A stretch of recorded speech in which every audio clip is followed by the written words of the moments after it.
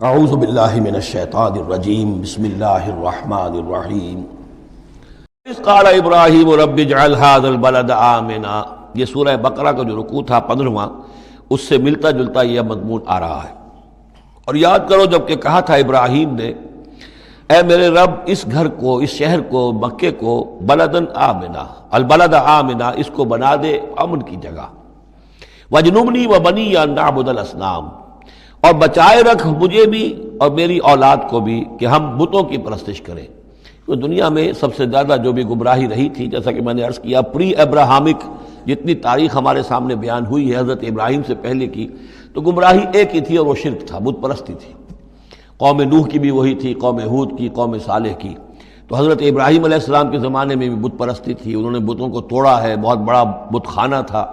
پھر وہ ستاروں کو بھی پوجتے تھے، پھر ان کے ہاں وہ سیاسی شرک بھی تھا کہ نمرود جو ہے وہ دعویٰ کرتا تھا کہ مجھے اختیار مطلق حاصل ہے، جس چیز کو چاہوں میں حکم دوں، جس چیز کو جائز چاہوں کروں اور جس چیز کو چاہوں ممنوع قرار دے دوں۔ تو اس میں فرمایا وَإِذْ قَالَ إِبْرَاهِيمُ رَبِّ اجْعَلْ هَذَا الْبَلَدَ آمِنًا، اے رب ہمارے، اے رب میرے، اس شہر کو تو ایک امن والا گھر شہر بنا دے، وَجْنُبْنِي وَبَنِيَّ، اور مجھے اور میری نسل کو، جس کو میں یہاں آباد کر رہا ہوں، اس سے بچائے رکھ کہ ہم بتوں کی پرستش کریں۔ رب انہن اضللن کثیرا من الناس، پروردگار ان بتوں نے پہلے بھی بہت سے لوگوں کو، انسانوں کی عظیم اکثریت کو گمراہ کیا ہے۔ فمن تبعنی فانہ منی، تو جو کوئی میری پیروی کرے، میں نے شرک سے اجتناب کیا، میں نے تمام ہر نوع کے شرک سے میں نے اپنے آپ کو پاک کر لیا ہے۔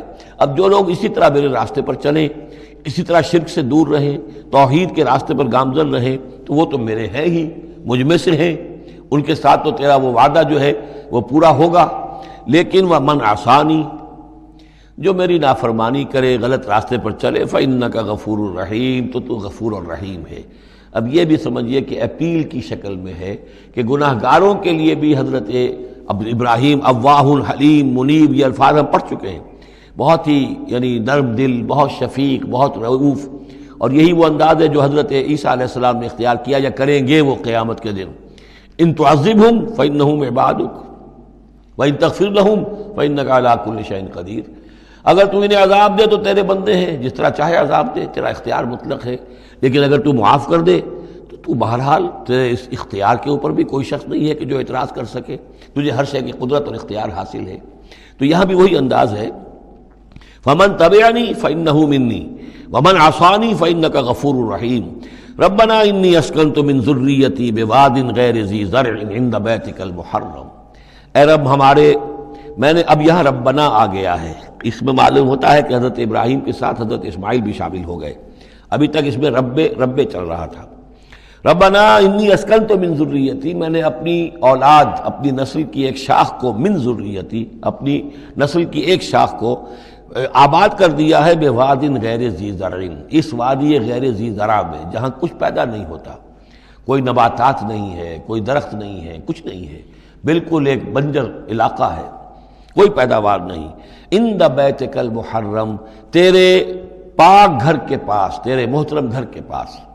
جیسا کہ میں نے پہلے بھی عرض کیا تھا، بات صحیح یہی معلوم ہوتی ہے کہ یہ حضرت آدم علیہ السلام کا بنایا ہوا گھر ہے، البتہ یہ کہ امتداد زمانہ سے یہ گر چکا تھا اور کچھ سیلاب کی وجہ سے ساری بہہ گئی تھی اس کی دیواریں، صرف یہ کہ کہیں اس کی جو بنیادیں تھیں وہ باقی تھیں، جن کی کہ تعمیر کی ہے حضرت ابراہیم اور حضرت اسماعیل نے۔ وَإِذْ يَرْفَعُ إِبْرَاهِيمُ الْقَوَاعِدَ مِنَ الْبَيْتِ وَإِسْمَاعِيلُ رَبَّنَا تَقَبَّلْ مِنَّا إِنَّكَ أَنْتَ السَّمِيعُ الْعَلِيمُ۔ تو تیرے اس محرم اور محترم گھر کے پاس میں نے لا کر اپنی نسل کی ایک شاخ کو آباد کر دیا ہے، بنا لے یقیم الصلاۃ، اس لیے کیا ہے تاکہ یہ نماز قائم کریں۔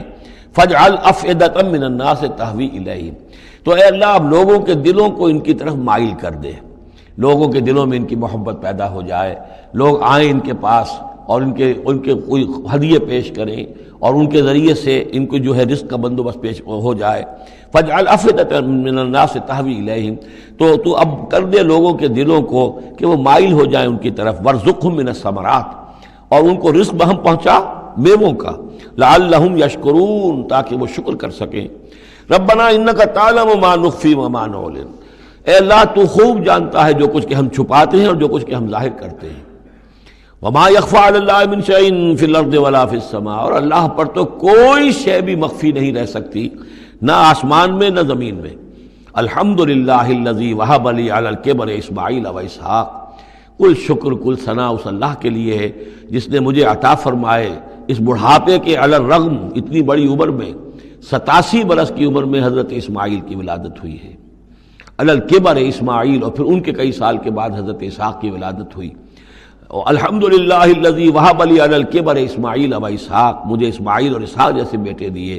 ان ربی لسمیع الدعاء، یقیناً میرا پروردگار دعا کا سننے والا ہے۔ رب اجعلنی مقیم الصلاۃ، پروردگار مجھے بھی قائم کر دے نماز کے اوپر، مجھے بنا دے نماز کا قائم کرنے والا، یعنی مجھے توفیق دے کہ نماز کا پوری طور سے قائم رکھوں۔ ومن ذریتی، اور میری نسل میں سے بھی، میری اولاد میں سے بھی جو نماز کے قائم کرنے والے ہوں۔ ربنا وتقبل دعا، اور اے رب ہمارے اس دعا کو شرف قبول عطا فرما۔ ربنا اغفر لی، پروردگار بخش دے مجھے، ولوالدی، اور میرے والدین کو، وللمؤمنین، اور سب ایمان والوں کو، یوم یقوم الحساب، جس دن کے وہ حساب